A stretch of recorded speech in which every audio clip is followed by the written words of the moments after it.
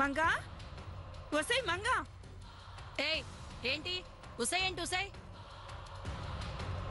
ఒళ్ళెలా ఉంది నరసమ్మ చిచి నరసమ్మ అని పిలువకు అసహ్యంగా ఉందా పిలుపు హా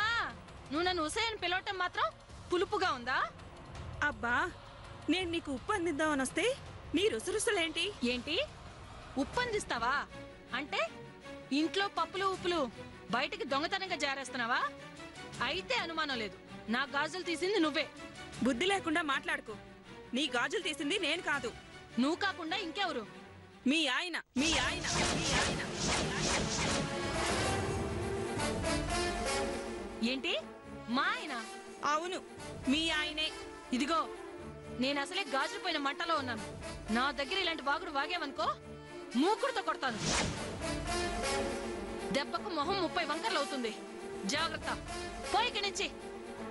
అయ్యో మంగా నేను చెప్తుంది నిజం నీ గాజులు తీసుకెళ్ళింది మీ ఆయనే మా ఆయన అలాంటి పని చేయడు కళ్ళు తాగుతున్నాడని మా ఆయన మీద దొంగతనం అడ్డగడతావా మంగా నేను చెప్తుంది నిజం నీ గాజులు మీ ఆయన తీసుకెళ్లిన మాట నిజం ఆ గాజులు తాకట్టు పెట్టిన మాట నిజం ఈ మాట నేను కల్పించంటున్నది కాదు మీ ఆయన నీ గాజులు తీసిన విషయం ఆ గాజులు తాకట్టు పెట్టిన విషయం పద్మావతితో మీ ఆయనే స్వయంగా చెప్తుండడం నా చెవులారా విన్నాను మంగా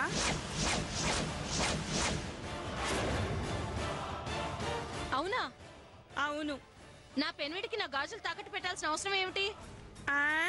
సీనయ్య ఆటో విడిపించడానికి ఏంటి సీనయ్య ఆట విడిపించనికా అబ్బా వివరంగా చెప్తాను విను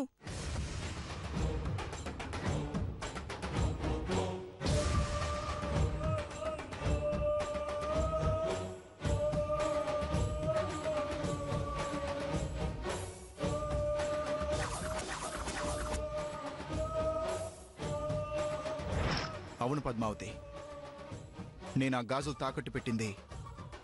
సీనయ్య ఆటో తిరిగి తీసుకురావడం కోసం ఈ విషయం బయట పడకూడదనే అనుకున్నాను కానీ నీతో అబద్ధం చెప్పలేక నిజం చెప్పాను దయచేసి ఈ విషయం ఎవరికి చెప్పొద్దు పద్మావతి ముఖ్యంగా మంగకు అసలు తెలియనివ్వద్దు అదన్నమాట అసలు విషయం మీ ఆయన ఇంత చేసింది తన తమ్ముడి కోసం తమ్ముడి ఆటో కోసం ఇప్పుడు అర్థమైందా బాగా అర్థమైంది చెప్తా ఏమండి ఏమండి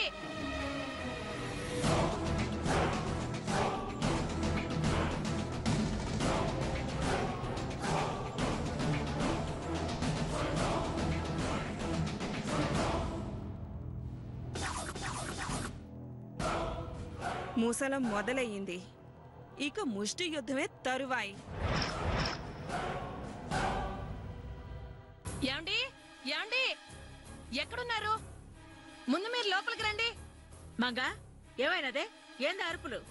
వచ్చారా అత్తమ్మా ఈ భాగవతం తెలుసుకుందరు గాని రండి మంగ ఏంది ఎందుకట్లా అరుస్తున్నావు కడుపు మండి ఏం బాగుతున్నావు మీరు చేసిన పనికి ఏ పెళ్ళమైనా ఏం చేస్తుంది అసలు నేనేం చేసినా నా గాజులేవి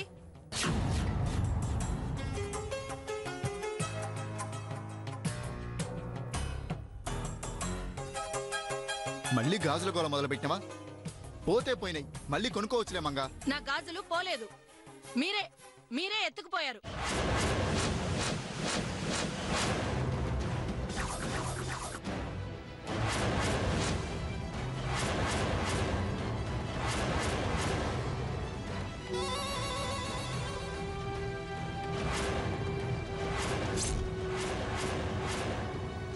అలా చూస్తారేంటి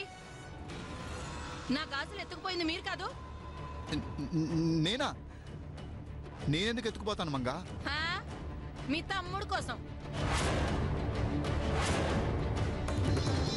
మీ తమ్ముడు కోసం మీరే నా గాజులు నాతో చెప్పకుండా తీసుకుపోయారు